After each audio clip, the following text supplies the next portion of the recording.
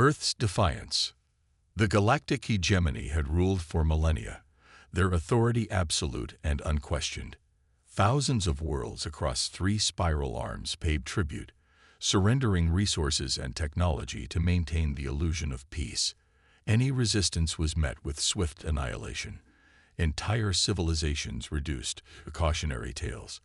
The hegemony's council of 7 species controlled everything: trade routes, colonization rights, technological advancement, and military power. Their dominance was complete. Until they met humanity. Earth had finally achieved unity after centuries of conflict. The climate wars of the 2100s had nearly destroyed civilization, but from those ashes rose a new global coalition. By 2250, humanity had healed their world, established colonies throughout their solar system, and developed their first viable interstellar drive. They were ready to join the cosmic community, naive in their optimism and unaware of the harsh realities that awaited them among the stars. Admiral Elena Reyes stood on the observation deck of the ESS Pathfinder, humanity's flagship and pride of the United Earth Fleet. Below her, Earth shimmered like a blue jewel against the blackness of space. At 53, with silver streaks in her black hair and eyes that had seen both war and peace, she commanded respect without asking for it. When the hegemony's massive warship dropped out of faster-than-light travel directly above Earth's atmosphere, violating all established diplomatic protocols, she was the first to witness humanity's introduction to galactic politics. They're broadcasting on all frequencies, Admiral, her communications officer reported. They've bypassed our encryption like it wasn't even there. Every screen on Earth and throughout the solar system suddenly displayed the same image. A tall, gaunt figure with alabaster skin stretched over an elongated skull, 6 iridescent eyes arranged in a horizontal line, and a lipless mouth that barely moved as it spoke. People of Earth, the being began, its voice translated into perfect English through technology far beyond human understanding. I am High Executor Zelen of the Galactic Hegemony. Your primitive species has been granted notice. You will submit to hegemony authority immediately. A tribute assessment will commence within 1 planetary rotation. Resistance is historically unsuccessful. The transmission cut abruptly, leaving billions in stunned silence. Within the hour, the United Earth Council convened an emergency session. Representatives from every nation and colony gathered virtually as scientists worked frantically to analyze the alien vessel. They've positioned weapons platforms in orbit. Admiral Reyes reported grimly. Our preliminary assessments suggest their technology is at least 3 centuries ahead of ours. Dr. Kaido Nakamura, Earth's leading xenobiologist, adjusted his glasses nervously. From what limited scans we've managed, their biology suggests a homeworld with higher gravity and lower oxygen content than Earth. They may find our environment uncomfortable, which could explain why they haven't attempted landing yet. What exactly is this tribute they're demanding? Asked Councillor Amara Okonkwo, representing the African Union. The answer came when a shuttle detached from the hegemony vessel and descended to the United Earth Council headquarters in Geneva. High Executor Zelen, accompanied by guards whose exoskeletons hummed with energy weapons, presented their demands to Earth's leadership. The hegemony requires 30% of all rare earth elements mined within your system annually, Zelen stated without preamble. Additionally, all technological innovations must be submitted for hegemony review before implementation. Military capability will be restricted to internal security forces only. Your existing fleet will be decommissioned. And if we refuse? Asked President Sofia Cardenas, her voice steady despite the implicit threat. Zelen's 6 eyes blinked sequentially. Compliance is not optional. Those who resist contribute to educational demonstrations for others considering similar errors. After the hegemony representatives returned to their ship, Earth's leadership remained in session through the night. The debate raged between capitulation and resistance.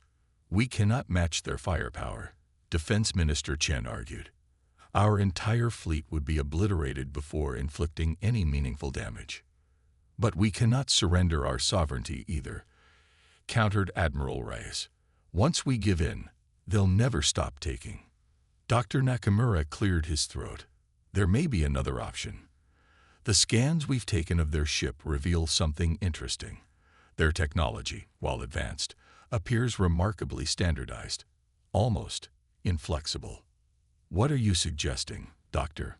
President Cardenas asked. Humans have always excelled at asymmetric warfare and adaptive tactics. We may not match their raw power, but perhaps we don't need to.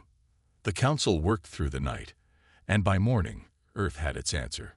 President Cardenas addressed humanity from the steps of the Geneva headquarters, her message broadcast to the stars. People of Earth and our colonies, today we face the greatest challenge in human history. The galactic hegemony demands our submission, our resources, and our freedom. They expect us to surrender without resistance because that is what countless other species have done before us. She paused, her gaze unflinching. Humanity's answer is this: we do not bow. We do not surrender. We will not become another footnote in their history of conquest. We were born of struggle, forged in adversity, and tempered by our own near destruction. If the hegemony wants Earth, they will have to take it. Her words echoed across humanity's worlds, and for a brief moment, terror gave way to resolve. When the hegemony received humanity's refusal, they responded as expected, with overwhelming force. The first wave of hegemony warships appeared within hours, sleek vessels that glided through space with terrifying grace. They targeted Earth's orbital defenses first, expecting minimal resistance before beginning planetary bombardment. What they found instead was emptiness, Earth's defensive platforms seemingly abandoned. They're behaving exactly as predicted, Admiral Reyes observed from her hidden command center beneath the lunar surface. Rigid tactics, no adaptation. As the hegemony ships moved into optimal firing positions, Earth sprung its trap. The abandoned defense platforms suddenly powered up, not with conventional weapons, but with electromagnetic pulse generators specifically calibrated to the frequency vulnerabilities Dr. Nakamura had identified in the hegemony systems. The pulses washed over the alien vessels, temporarily disrupting their shields and weapons. In that moment of vulnerability, Earth's fleet emerged from hiding behind the moon, not engaging directly but deploying thousands of micro-missiles, each barely larger than a human hand, but packed with directed explosive force. The hegemony commanders, trained in conventional warfare against conventional enemies, didn't register these tiny projectiles as threats until they were attaching themselves to ship hulls at crucial junctures identified by Earth's engineers. When they detonated simultaneously, the explosions were precisely calibrated to exploit structural weaknesses. 3 hegemony warships were crippled in the first assault. The others rallied quickly, adapting their shields and preparing to return fire with weapons that could glass entire continents. But Earth had another surprise waiting. Deploy the Ghosts, Admiral Reyes ordered. From Earth's surface launched hundreds of small craft, utilizing stealth technology developed during the climate wars for atmospheric combat. They weren't designed to fight the hegemony ships. They were designed to board them. Teams of Special Forces operators, trained in zero-gravity combat and equipped with adaptive breach tools, infiltrated the damaged hegemony vessels.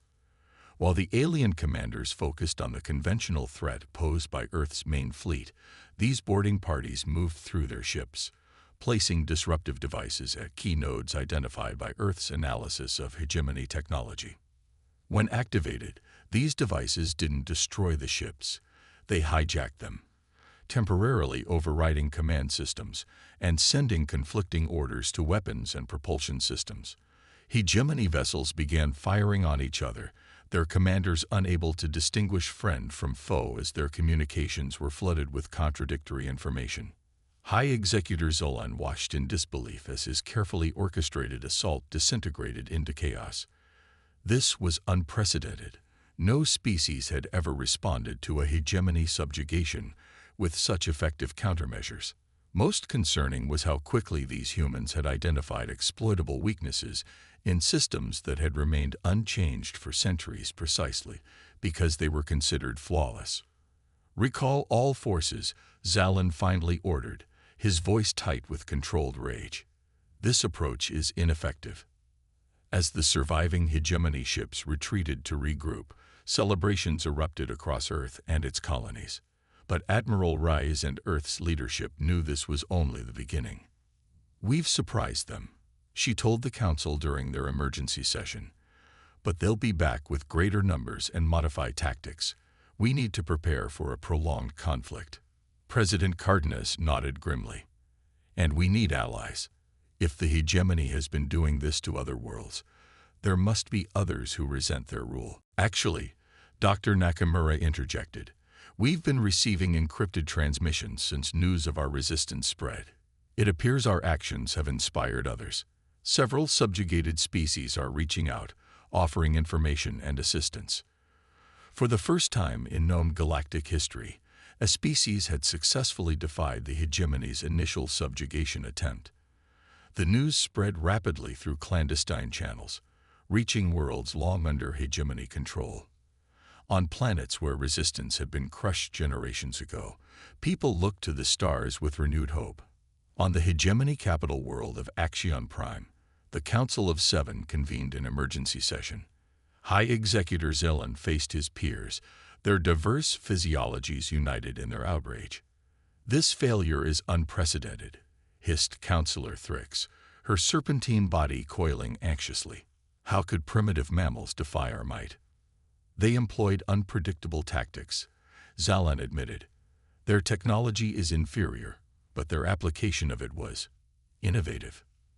"Innovation is irrelevant against superior force," rumbled Councillor Draff, whose stone-like skin cracked with displeasure. "Send the extinction fleet. Make an example of this Earth before others follow their example." But Elder Councillor Vex, oldest and wisest of the hegemony leadership, raised a gnarled limb for attention. When he spoke, his voice was a whisper that nonetheless silenced the chamber. "Consider carefully," he cautioned. "These humans analyze our technology and develop countermeasures within hours of first contact. If we escalate, what else might they discover? And reports indicate unrest is already spreading to other sectors. This situation requires subtlety, not brute force." As the hegemony debated humanity's fate, Earth prepared for the storm they knew was coming. Engineers worked feverishly to reverse engineer captured hegemony technology.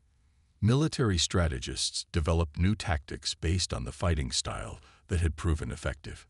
Most importantly, diplomatic channels opened with other species seeking to break free from hegemony control.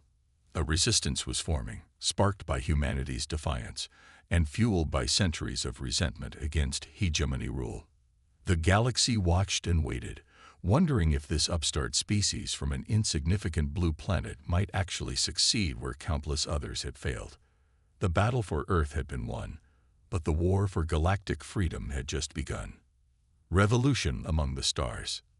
3 months after humanity's first victory against the hegemony, Earth had transformed. Every manufacturing facility on the planet and throughout the solar system had been converted to war production. Scientists worked around the clock to integrate captured alien technology with human ingenuity. Most importantly, communication channels had been established with resistance movements on dozens of subjugated worlds. Admiral Elena Reyes stood before a holographic map of the galaxy in the war room beneath Geneva, watching as points of light indicated confirmed resistance activities. Each day, more appeared. The Falcari uprising in the Orion Spur has secured 3 transport hubs, reported Commander Jackson, her tactical officer. They're using our sabotage protocols to disrupt hegemony supply lines. And the Viridian refugees? Rise asked. Arriving tomorrow. Their engineers claim intimate knowledge of hegemony shield harmonics. Dr. Nakamura entered the war room, excitement evident, despite his exhaustion. Admiral, we've made a breakthrough with the captured propulsion system. We can retrofit our fleet with modified FTL drives within weeks, not months. President Cardenas, who had aged visibly under the strain of leading humanity through this crisis, nodded approvingly. "We'll need that advantage. Our intelligence suggests the hegemony is preparing a massive fleet for a decisive strike." The intelligence was correct. On Axion Prime, the Hegemony Council had moved beyond debate to action. High Executor Zalin had been demoted for his failure, replaced by War Master Kroll, a battle-scarred veteran from the aggressive Korthan species. Where Zalin had been coldly logical, Kroll was ruthlessly pragmatic. The humans have been allowed to gain momentum. Kroll addressed the council, his voice a gravelly rumble. Meanwhile, insurrection spreads through our tributary worlds like a disease. The time for measured response has passed. He activated a holographic display showing the largest assemblage of warships in hegemony history. Over 300 vessels ranging from nimble destroyers to planet-killing dreadnoughts. "I will lead the purification fleet personally," Kroll continued. "We will not merely subjugate Earth, we will eradicate all resistance and harvest their world for resources. The only humans permitted to survive will serve as labor specimens." Elder Counselor Vex alone seemed troubled. "This commits nearly 2/3 of our military strength to a single campaign. If we fail..." "Failure is not an option," Kroll interrupted. "These primitives caught us unprepared once. It will not happen again." What Kroll didn't know was that his supposedly secure transmission was being intercepted.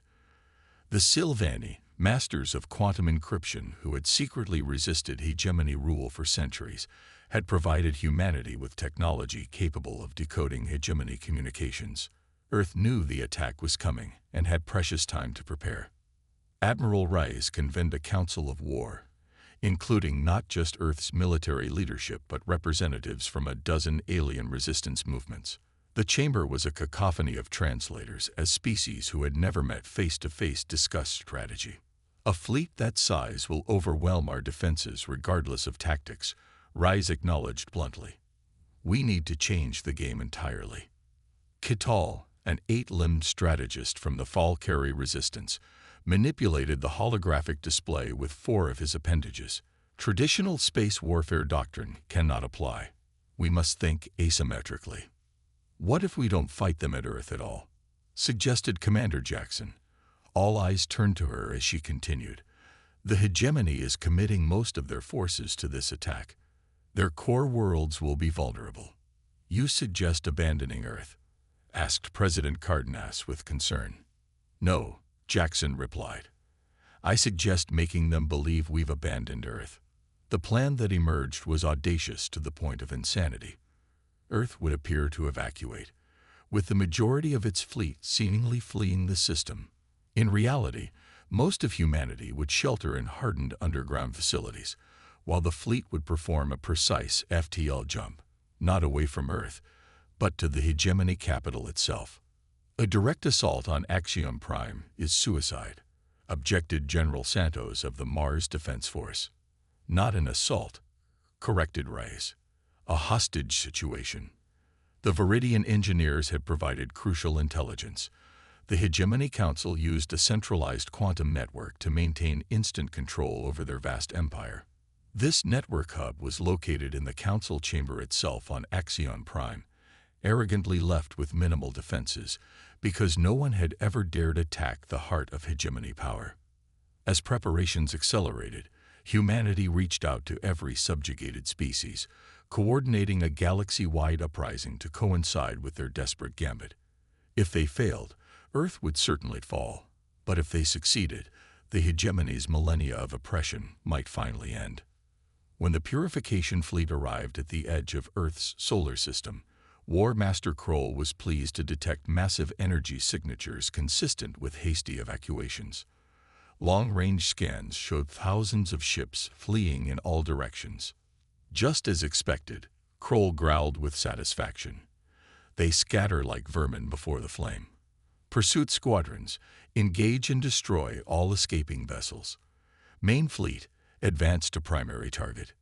The hegemony fleet moved methodically toward Earth, ignoring the few defensive platforms that offered token resistance. Kroll was too experienced to be drawn into another trap by seemingly abandoned stations. Instead, he ordered comprehensive scans of all installations before his dreadnoughts unleashed their planet-killer weapons. "War Master," his sensor officer reported with confusion, "we're detecting billions of life signs. Underground. The humans have constructed massive subterranean shelters." Kroll's expression shifted to grudging respect. "They knew they couldn't match us in space, so they've gone to ground. Begin targeted strikes on their underground complexes. We'll crack them open like—" He never finished the sentence. At that moment, alerts blared across the command deck as the quantum network suddenly flooded with emergency transmissions from Axion Prime. Thousands of light-years away, Admiral Rice stood on the bridge of the EFSS Pathfinder as it emerged from FTL jump directly above the hegemony capital. Behind her, a fleet of 200 ships, human vessels augmented with technology from a dozen resistant species, moved into position. Their target was not the planet itself, but the orbital council spire, seat of hegemony power. "They've detected us," reported Commander Jackson. "Orbital defenses coming online. Deploy the Phantom drones," Rise ordered. Thousands of small, unmanned craft swarmed from the Earth fleet, each broadcasting conflicting identification signals on hegemony frequencies. The automated defense systems, designed to target specific threat profiles, hesitated in the face of this electronic confusion. That hesitation was all Earth needed. Specialized boarding craft launched toward the Council Spire, carrying joint teams of human special forces and resistance fighters from species familiar with hegemony security systems. While the main fleet engaged the orbital defenses, these teams infiltrated the massive structure. Inside the council chamber, Elder Counselor Vex and the remaining council members watched in horror as human soldiers and their alien allies breached their sanctum, the heart of an empire that had stood unchallenged for thousands of years. Admiral Rice strode into the chamber, her uniform bearing the hastily created insignia of the Allied resistance forces. "Your reign ends today," she announced simply. "The quantum network is under our control. Stand down your fleets, or we will use your own systems to self-destruct every hegemony warship in the galaxy." To demonstrate, she nodded to Dr. Nakamura, who had insisted on joining this mission. He activated a portable terminal connected to the Council's communication array, and on the massive central display, a hegemony destroyer patrolling a distant sector suddenly erupted in a ball of plasma as its power core overloaded. "That was unmanned," Rise explained coldly. "The next won't be. Order War Master Kroll to withdraw from Earth immediately." Back at Earth, Kroll received the transmission with stunned disbelief. The council chamber, taken. Impossible. Yet as he watched, Elder Counselor Vex himself, flanked by armed humans, ordered an immediate ceasefire and withdrawal. "This is some human deception," Kroll snarled. "Prepare to fire on their underground shelters." His weapons officer hesitated. "Sir, our targeting systems are not responding. Something is overriding our commands." Across the purification fleet, the same scenario played out as ships found themselves locked out of their own weapons. Some captains, loyal to Kroll, attempted to override manually, only to watch helplessly as their power cores initiated shutdown sequences controlled remotely through the quantum network. After 7 millennia of absolute rule, the galactic hegemony fell in a single day, not through superior firepower, but through humanity's trademark adaptability combined with the collective knowledge of countless subjugated species who had studied their oppressors' weaknesses for generations. In the following months, a new galactic order emerged. The Allied Systems Accord was formed, with Earth as a founding member but not its ruler. Each species that had thrown off hegemony control sent representatives to a new council chamber, built not on Axion Prime, but on a neutral world where no single species held advantage. Admiral Reyes, offered leadership of Earth's new interstellar fleet, instead chose retirement. On her last day of active duty, she stood with President Cardenas on the observation deck of the rebuilt Geneva headquarters, watching ships from dozens of worlds moving peacefully through Earth's orbital lanes. "Did you ever think we'd end up here?" Cardenas asked quietly. When that first hegemony ship appeared, Ray smiled slightly. I expected us to fight. I didn't expect us to start a revolution. That's humanity's gift to the galaxy, it seems, Cardenas replied. Not our technology or our strength, but our refusal to accept oppression, for ourselves or for others. In the decades that followed, humanity continued to surprise their new allies. Where the hegemony had enforced stagnation for stability, humans pushed for innovation. Where conquered species had been isolated from each other, Earth established cultural exchange programs. Most importantly, where the hegemony had ruled through fear, the new alliance was founded on mutual respect and shared prosperity. The former hegemony species were integrated into this new order as equals, not subjected to revenge or punishment. Even more Master Kroll, expecting execution when captured, instead found himself appointed to a rehabilitation commission, tasked with dismantling the military-industrial complex that had supported hegemony oppression.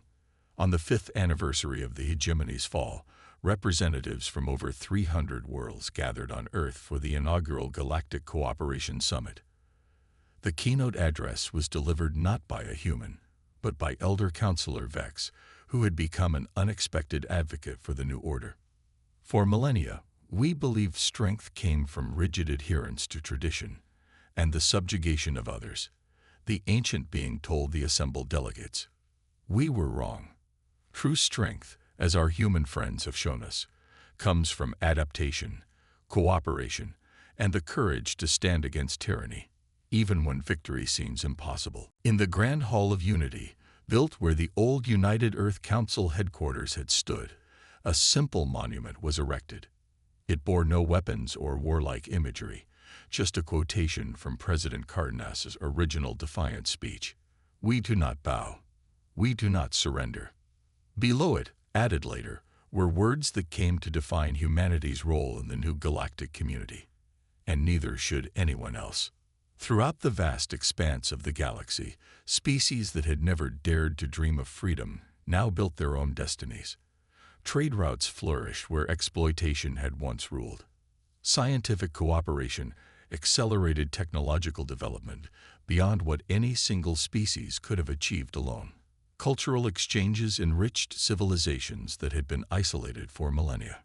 And it had all begun because when a powerful empire had attempted to extort a seemingly insignificant species on an unremarkable blue planet, humanity's response had changed the galaxy forever.